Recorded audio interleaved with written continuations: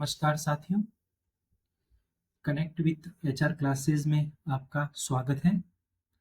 जैसा कि हमने पिछली कक्षा में राजस्थान की कला और संस्कृति के अंतर्गत राजस्थान के प्रमुख दुर्गों के बारे में अध्ययन किया। उसके पश्चात हमने राजस्थान के प्रमुख महलों के बारे में अध्ययन किया। जो परीक्षा उपयोगी जानकारी थी वो मैंने आपको पिछली कक्षाओं में साझा की। आज की इस कक्षा में हम राजस्थान के प्रमुख मंदिरों के संबंध में अध्ययन करेंगे। साथ ही मंदिरों की जितनी भी शैलियाँ हैं उनका अध्ययन करेंगे और उन शैलियों के अंतर्गत राजस्थान में कौन-कौन से मंदिर बने उसकी भी इस कक्षा में आपको जानकारी प्रदान की जाएगी, जो आपको आगामी परीक्षाओं में उपयोगी साबित होगी।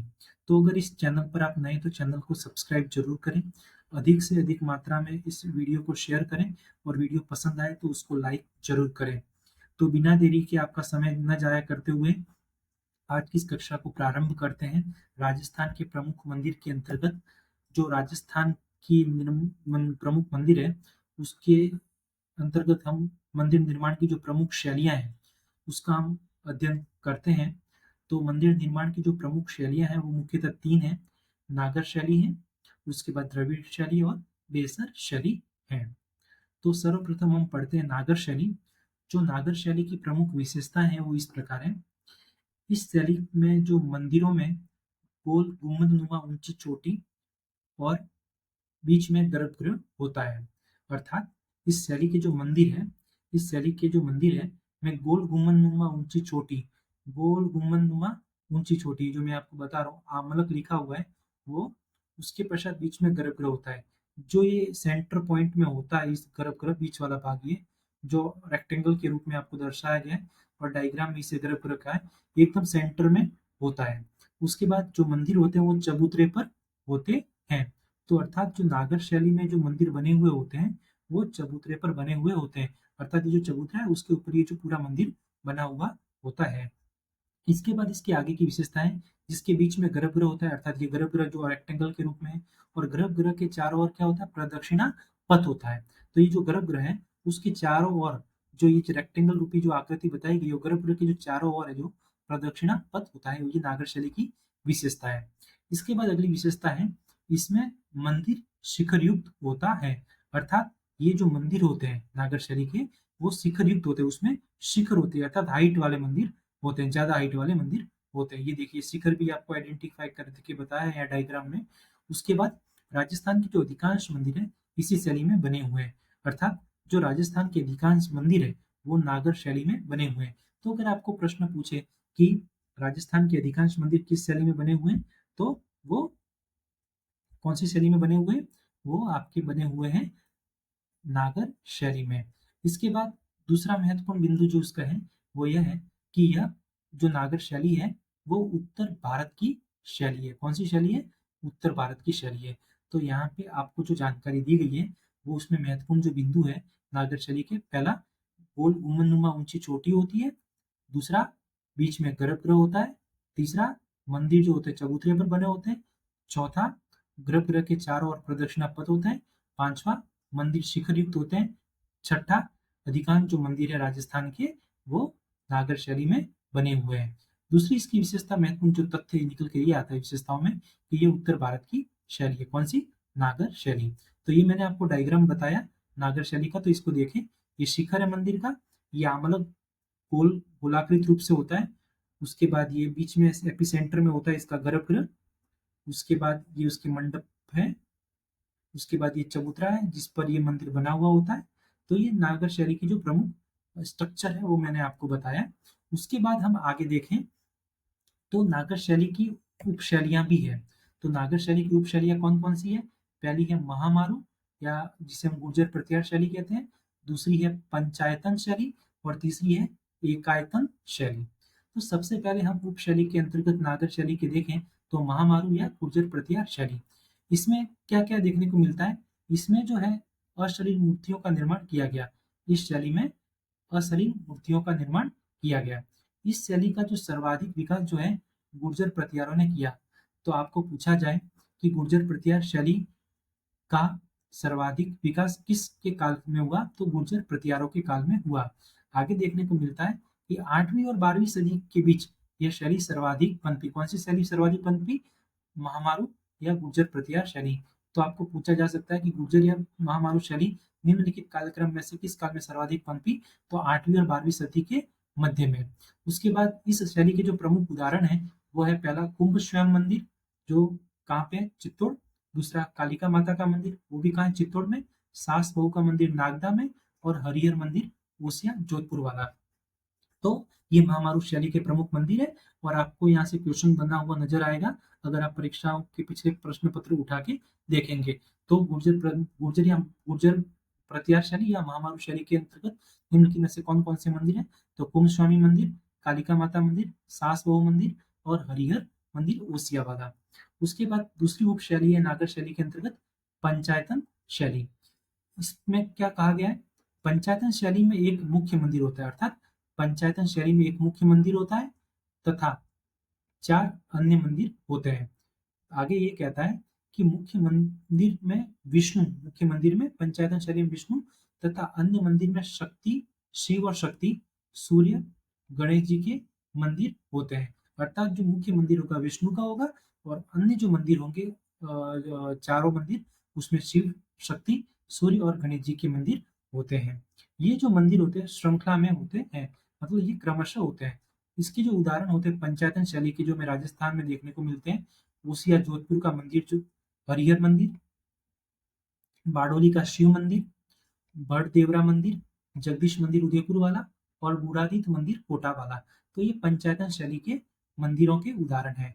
और ये भारत भर में देखें तो पंचायतन शैली का उदाहरण है देवगढ़ झांसी का दशावतार मंदिर। तो ये आप भारत के संदर्भ में देखें तो देवगढ़ झांसी का दशावतार मंदिर है, वो पंचायतन शैली का है। और राजस्थान के संदर्भ में देखिए पंचायतन शैली के जो प्रमुख मंदिर है, वो ओसिया अर्थात जोधपुर मंदिर का हरिहर मंदिर एक, दूसरा बारडोली का शिव मंदिर, तीसरा बड़देवरा मंदिर, चौथा जगदीश मंदिर और पांचवा बूढ़ातीत मंदिर कोटा। अगली जो उपशैली है वो है एकायतन शैली। कौन सी है? एकायतन शैली। इस शैली के मंदिर में एक गर्भगृह होता है। कितना मतलब गर्भगृह होता है? एक ही गर्भगृह होता है। और गर्भगृह के आगे क्या होता है? सभा मंडप होता है। ये इसकी विशेषता है एकायन शैली की। एक गर्भगृह होगा और उसके आगे क्या होगा? सभा मंडप होता है, तथा सभा मंडप के आगे द्वार मंडप होता है जहाँ से प्रवेश होता है मंदिर में। और इसमें एक ही देवता का मंदिर होता है। तो एकायतन शैली का जो विशेषता है, एक गर्भगृह होगा, गर्भगृह के आगे सभा मंडप होगा, तथा सभा मंडप के आगे द्वार मंडप होता है, और इसमें एक ही देवता का मंदिर होता है। ये एकायतन शैली की विशेषता है। तो मैंने आपको नागर शैली की 3 उप शैलियों के बारे में जानकारी दी। महागुरु, महामारू या गुर्जर प्रतिहार शैली, पंचायतन शैली और एकायतन शैली। यहाँ से आप देखिएगा इन 2 शैलियों से ज्यादातर क्वेश्चन बनते हैं परीक्षाओं में, और मुख्यतः महामारू या गुर्जर प्रतिहार शैली कालीन मंदिरों की नामों के बारे में, कौन सा मंदिर है और सर्वाधिक किस काल में पनपी, ये क्वेश्चन पूछे जा चुके हैं। और आपको मैं दोबारा रिपीट कर रहा हूँ कि ये इंपॉर्टेंट है, इसको आप ध्यान रखिएगा। आगे हम देखें द्रविड़ शैली। तो द्रविड़ शैली का जो मुख्य क्षेत्र है वो कौन सा है? दक्षिण भारत। तो दक्षिण भारत में जितने भी मंदिर बनते हैं वो मुख्यतः दक्षिण भारत के जो मंदिर है वो द्रविड़ शैली के अंतर्गत बने हुए हैं। तो अब हम इसको पढ़ते हैं। तो द्रविड़ शैली है वो दक्षिण भारत से संबंधित है। तो दक्षिण भारत के जो मंदिर है वो इसी शैली में बने हुए हैं। कौन सी शैली? द्रविड़ शैली। इस शैली में मंदिर का ऊपर भाग कैसा होता है? पिरामिड नुमा होता है। देखिए ये पिरामिड नुमा भाग है, पिरामिड नुमा भाग है, इसका ऊपरी भाग पिरामिड नुमा है। तो और बीच का भाग गुम्बदाकार होता है, और बीच का भाग जो होता है गुम्बद के रूप में होता है। उसके बाद क्या कहा है कि नीचे का भाग वर्गाकार होता है। ये जो नीचे का भाग है, ये गुम्बद आया, ये गुम्बद आया, और इसके जो नीचे का भाग ये कैसा होता है? ये कैसा होता है? वर्गाकार, स्क्वायर टाइप होता है। इस शैली के जो मंदिरों के प्रवेश द्वार को क्या कहते हैं? गोपुरम। क्या कहते हैं? गोपुरम। ये जो इसका प्रवेश द्वार है मंदिर का, उसको क्या कहेंगे? गोपुरम। क्या कहेंगे? गोपुरम। और ये इसकी विशेषता है। आपको पूछेगा कि निम्नलिखित शैली में से गोपुरम किसकी विशेषता है, तो आपको उत्तर आएगा द्रविड़ शैली। तो इसको आप नोट करिएगा, और अधिकांश परीक्षा में पूछा जा चुका है। ये इसकी महत्वपूर्ण विशेषता है गोपुरम। उसके बाद इस मंदिर में स्तंभ नुमा होते हैं। इसके मंदिर कैसे होते हैं? स्तंभ नुमा होते हैं। मंदिरों के चारों ओर मूर्तियां तथा जलकुंड होते हैं। जैसे राजस्थान का चौपड़ा मंदिर धौलपुर में जो स्थित है, वो द्रविड़ शैली के उदाहरण के अंतर्गत आता है। तो इसको आप ध्यान रखिए कि राजस्थान में द्रविड़ शैली के अंतर्गत कौन सा मंदिर आता है? चौपड़ा मंदिर धौलपुर वाला। गोपुरम विशेष ध्यान रखिएगा। गोपुरम से इसकी आइडेंटिटी है किसकी, द्रविड़ शैली की। तो आप इसको नोट कर लीजिएगा। और वीडियो पर अगर नए हैं तो वीडियो को लाइक करें, और चैनल पर नए हैं तो भी इसको सब्सक्राइब करें, अधिक से अधिक मात्रा में इसको शेयर करें, जो आपको आपके मित्रों को आने वाली परीक्षाओं में उपयोगी साबित होगी जानकारी। उसके बाद देखें, तीसरी शैली जो मंदिर की है, निर्माण की है, वो है बेसर शैली। बेसर शैली में जो है, बे का मतलब दो, दोनों शैलियों का मिश्रण, मतलब नागर और द्रविड़ शैली के मिश्रण से जो निर्मित नई श्रेणी है होती है शैली, वो बेसर शैली कहलाती है। यह शैली जो है चालुक्य वंश द्वारा मध्य भारत में फैली थी, इसलिए इसे चालुक्य शैली भी कहा जाता है। आपको पूछा जाए कि बेसर शैली के नाम से प्रसिद्ध है, चालुक्य शैली भी है, या चालुक्य शैली के नाम से प्रसिद्ध है बेसर शैली। इसकी जो मुख्य बात क्या है कि नागर और द्रविड़ शैली का मिश्रण है। और ये किस काल में सर्वाधिक पनपी, चालुक्य वंश की श्रेणी में। कहाँ पनपी, मध्य भारत में। तो मैंने आपको बताया कि जो नागर शैली है उत्तर भारत में, द्रविड़ शैली आपके कहाँ, दक्षिण भारत में, और मध्य भारत में आपको कौन सी मिलेगी, बेसर शैली।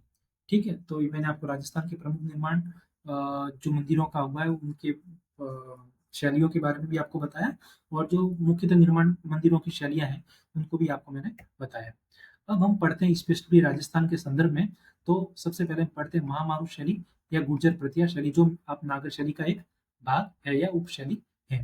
तो इसमें देखते हैं पहला पॉइंट, राजस्थान में 8वीं और 12वीं सदी के मध्य गुर्जर प्रतिहारों द्वारा विकसित शैली को महामारू शैली या गुर्जर प्रतिहार शैली के नाम से जाना जाता है। ये आप समय याद रखिएगा, 8वीं और 12वीं शताब्दी के मध्य। तो यहाँ से भी क्वेश्चन बना हुआ है। उसके बाद इस शैली का जो विस्तार है, इसका मतलब विस्तार कहाँ था, मध्य प्रदेश से लेकर चित्तौड़, फिर आभानेरी और ऊपरी माल पट्टी तक हुआ। चित्तौड़, आभानेरी, ऊपरी माल पट्टी तक हुआ था। राजस्थान में इस शैली के जो प्रमुख मंदिर है, कौन सी शैली के, महामारू शैली या गुर्जर प्रतिहार शैली के मंदिर, जो मैंने आपको लास्ट स्लाइड में भी बताया। अब इस स्लाइड में आपको मैं बता रहा हूँ कि राजस्थान में महामारू शैली या गुर्जर प्रतिहार शैली के कौन सी मंदिर है। पहला, सोमेश्वर मंदिर किराड़ू वाला बाड़मेर में स्थित है। उसके बाद कामेश्वर मंदिर जो आहुआ पाली में स्थित है। उसके बाद कालिका माता का मंदिर जो चित्तौड़ में स्थित है। आभानेरी का मंदिर जो आभानेरी दौसा में स्थित है। रणछोड़ मंदिर खेड़ बाड़मेर वाला, और सूर्य मंदिर उसिया जोधपुर में। तो गुर्जर प्रतिहारकालीन मंदिरों का जो निर्माण है वो कौन कौन से मंदिर किए गए हैं उस काल में या उस शैली में, तो सोमेश्वर मंदिर किराड़ू, कामेश्वर मंदिर आहुआ, कालिका माता मंदिर चित्तौड़, आभानेरी मंदिर आभानेरी दौसा, रणछोड़ मंदिर खेड़ बाड़मेर, और सूर्य मंदिर ओसिया जोधपुर। तो यहाँ से ये क्वेश्चन बने हुए हैं, तो आप इसको याद कर लिएगा, और लिखते चल रहे तो उसको नोट भी करिएगा, इंपॉर्टेंट है ये, इसको आप ध्यान रखिएगा। उसके बाद हम शुरू करते हैं राजस्थान के प्रमुख मंदिर आज की इस कक्षा में। तो सबसे पहले हम मंदिर को पढ़ेंगे, तो वो है शीतलेश्वर महादेव का मंदिर। तो शीतलेश्वर महादेव का मंदिर, सबसे पहले इसका लोकेशन का है, तो इसका स्थान है झालरापाटन, झालावाड़ा में स्थित है। इसके बारे में दूसरी महत्वपूर्ण जानकारी है कि यह तिथि के अनुसार यह राजस्थान का सबसे प्राचीनतम मंदिर है। तिथि के अनुसार यह सबसे प्राचीनतम मंदिर है, विक्रम संवत 746। इसके बाद इसकी महत्वपूर्ण दूसरी बात यह है कि यह प्रारंभिक गुप्त शैली का मंदिर है। तो शीतलेश्वर महादेव का जो मंदिर है, जो झालरापाटन झालावाड़ा में स्थित है, यह प्रारंभिक गुप्त शैली का मंदिर है। इस मंदिर को चंद्रमौलेश्वर मंदिर के नाम से भी जाना जाता है। तो इसका एक अल्टरनेटिव नाम है कि चंद्रमौलेश्वर मंदिर के नाम से कौन सा जाना जाता है, तो शीतलेश्वर महादेव मंदिर जो झालरापाटन झालावाड़ में स्थित है।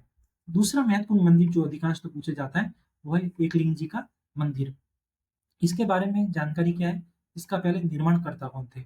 इस मंदिर का जो निर्माण है, गुहिल वंश के शासक बाप्पा या बाप्पा रावल ने उदयपुर से 1 किलोमीटर दूर कैलाशपुरी में करवाया था। किसने करवाया था, बप्पा रावल ने कैलाशपुरी में। इस मंदिर के चारों तरफ क्या है, परकोटों का निर्माण किसने करवाया था, मोकल और राणा कुंभा द्वारा करवाया गया था। राणा मोकल और राणा कुंभा द्वारा इस मंदिर के चारों ओर परकोटे का निर्माण करवाया गया था। इसके बाद इसमें महत्वपूर्ण बात यह है कि इस मंदिर को लकुलिश मंदिर के नाम से जाना जाता है। किसके नाम से, लकुलिश मंदिर, ऋषि हुआ करते थे, उन्हीं के नाम से भी इस मंदिर को जाना जाता है। इस मंदिर में भगवान शिव की मूर्ति काले पत्थर से निर्मित है। तो ये इसकी जानकारी है, तो इसको नोट करते हुए चलिएगा आगे। मेवाड़ के गुहिल सिसोदिया राजवंश के शासक स्वयं को जो क्या मानते हैं, एकलिंग जी के दीवान मानते हैं। तो यहाँ से भी आप इसको नोट कर लीजिएगा कि मेवाड़ के गुहिल सिसोदिया राजवंश के शासक स्वयं को एकलिंग जी का क्या मानते हैं, दीवान काले पत्थर से निर्मित है। भगवान शिव की मूर्ति है, लकुलिश मंदिर के नाम से जाना जाता है। इसके चारों तरफ परकोटे का निर्माण राणा मोकल और राणा कुंभा द्वारा करवाया गया। इसकी स्थापना बप्पा रावल ने की थी कैलाशपुरी में। तो मैंने आपको दो मंदिरों के बारे में बताया, एक शीतलेश्वर महादेव का मंदिर और दूसरा एकलिंग जी का मंदिर। उसके बाद आगे देखते हैं शिव मंदिर या बड़देवरा का मंदिर। शिव मंदिर या बड़देवरा का मंदिर, इसका निर्माण कहाँ किया गया है? यह बड़देवरा 12 में इसका निर्माण किया गया। इसका उपनाम क्या है? इसे हाड़ोती का खजुराहो भी कहते हैं। इस मंदिर का देवालय पंचायतन शैली का बना हुआ है। जैसा कि मैंने आपको कक्षा स्टार्ट की थी, उसमें पंचायत शैली के जो मुख्य मंदिर बताए थे, उसमें मैंने आपको बड़देवरा मतलब 12 का मंदिर का उल्लेख भी उदाहरण के रूप में किया था। तो इसको आप नोट करिएगा।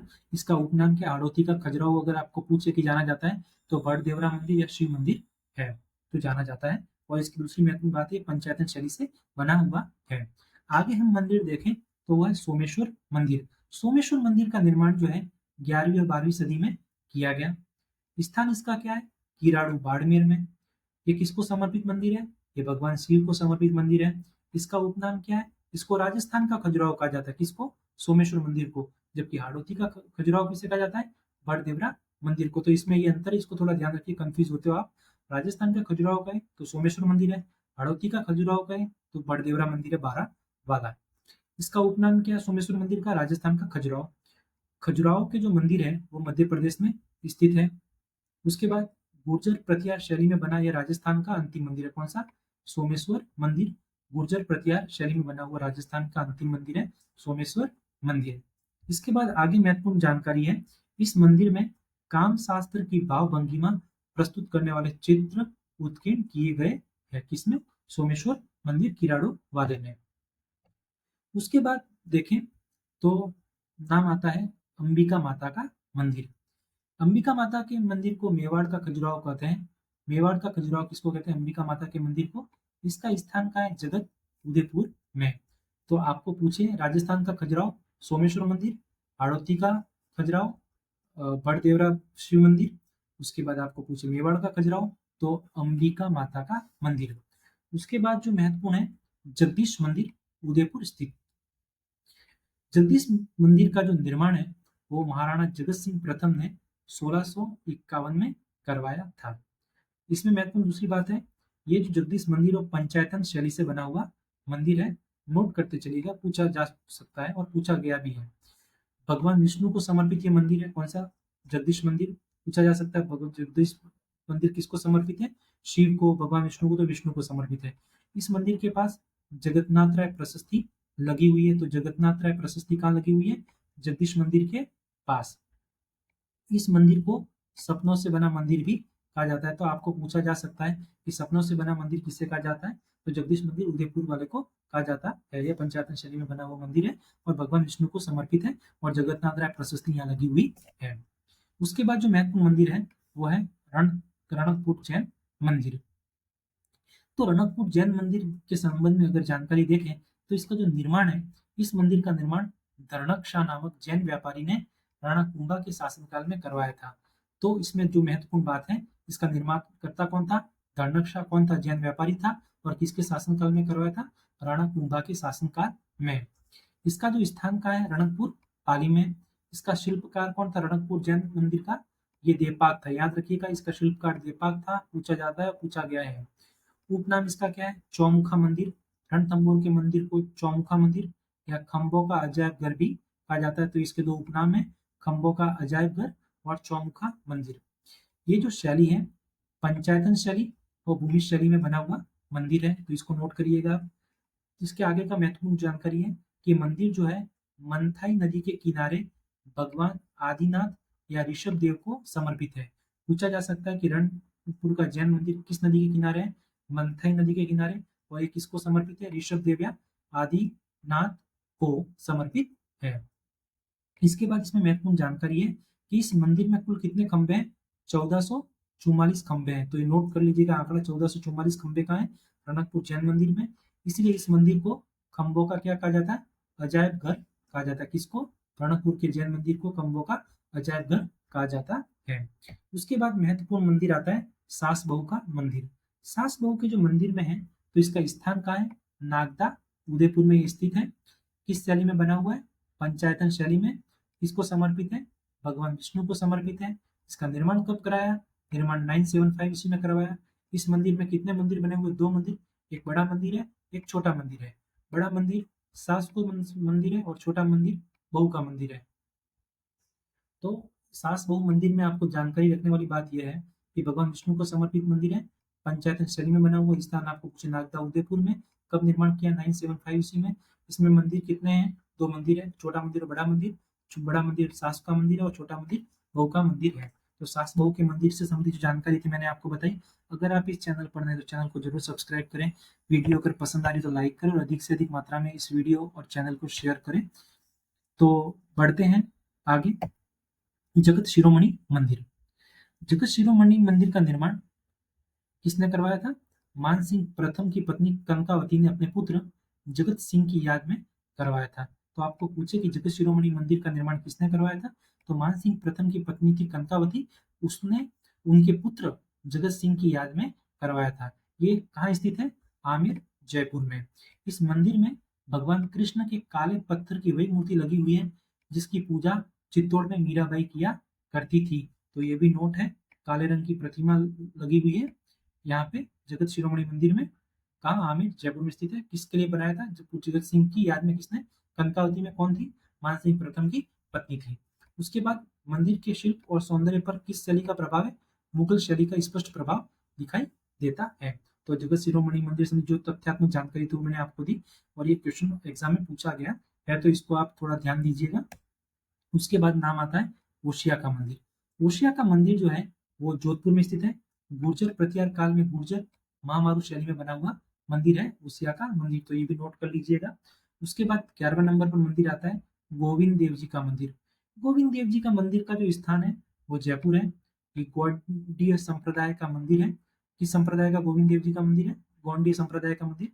इस मंदिर की जो प्रतिमा सवाई जयसिंह द्वितीय वृंदावन से कहाँ लाए थे? जयपुर लाए थे। उसके बाद इस मंदिर में कृष्ण व राधा के युगल रूप की पूजा की जाती है। यहाँ से इंपॉर्टेंट पॉइंट बनता है कि निम्नलिखित में से किस मंदिर में कृष्ण और राधा के युगल रूप की पूजा की जाती है? तो गोविंद देव जी का मंदिर जो कहाँ स्थित है? जयपुर में। यहाँ पर मूर्ति वृंदावन से जयपुर किसने लाई थी? सवाई जयसिंह द्वितीय ने। यह गौंडी संप्रदाय का मंदिर है। उसके बाद बारी आती है आदिनाथ जी मंदिर या ऋषभ देव जी का मंदिर। इसका निर्माण 1031 ईस्वी में गुजरात के चालुक्य शासक कौन थे? भीम प्रथम के मंत्री विमल शाह ने करवाया था। किसका? आदिनाथ जी का मंदिर या ऋषभ देव जी का मंदिर। जैन धर्म के प्रथम तीर्थंकर हुआ करते थे आदिनाथ जी को ये मंदिर जो है समर्पित है। इस मंदिर को जो है इस मंदिर को जो है इस मंदिर को जो है विमल शाही मंदिर भी कहा जाता है। किस मंदिर को विमल शाही मंदिर कहा जाता है? आदिनाथ जी मंदिर या ऋषभ देव जी के मंदिर को विमल शाही मंदिर भी कहा जाता है, क्योंकि इसका निर्माण किसने कराया था? विमल शाह ने। और एक किसको समर्पित है? जैन धर्म के प्रथम तीर्थंकर आदिनाथ जी को समर्पित है। और इसका निर्माण किसने करवाया था? भीम प्रथम के मंत्री हुआ करते विमल शाह ने। कब कराया था? 1031 ईस्वी में। तो आगे हम पढ़ते हैं नेमिनाथ मंदिर। नेमिनाथ का जो मंदिर है उसका निर्माण किसने करवाया था? चालुक्य शासक वीर रावल के जो मंत्री हुआ करते थे वास्तुपाल और तेजपाल ने करवाया था। कब करवाया था? 1900 और 1231 ईस्वी में। तो निर्माण देखें तो नेमिनाथ मंदिर का जो निर्माण करवाया था 1231 ईस्वी में गुजरात के चालुक्य शासक वीर रावल के जो मंत्री हुआ करते थे वास्तुपाल और तेजपाल ने करवाया था।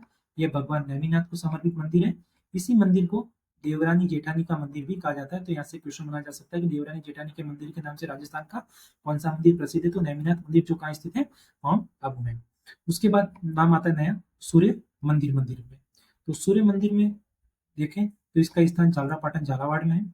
यह सूर्य और विष्णु के सम्मिलित भाव की एक ही त्रिमुखी सूर्य प्रतिमा मुख्य है। सूर्य और विष्णु के सम्मिलित भाव की एक ही त्रिमुखी सूर्य प्रतिमा यहाँ मुख्य है। गर्भगृह के बाद शिव की तांडव नृत्यरत प्रतिमा और मातृकाओं की प्रतिमाएं प्रतिष्ठित की गई है। किसमें? सूर्य मंदिर झालावाड़ा में। तो ये इंपॉर्टेंट है, इसको देखिएगा और नोट करते चलिएगा। तो आज की इस कक्षा को हम यहीं पे समाप्त करते हैं। अगर आप इस चैनल पर नए हैं तो चैनल को जरूर सब्सक्राइब करें ताकि जो नए वीडियोज है आप तक जल्द पहुंच सके। और अधिक से अधिक मात्रा में इस चैनल और वीडियो को शेयर करें। और अगर आप वीडियो पसंद आई है तो उसको लाइक करें। मिलते हैं अगली कक्षा में राजस्थान के प्रमुख मंदिरों की इसी श्रृंखला के अंतर्गत।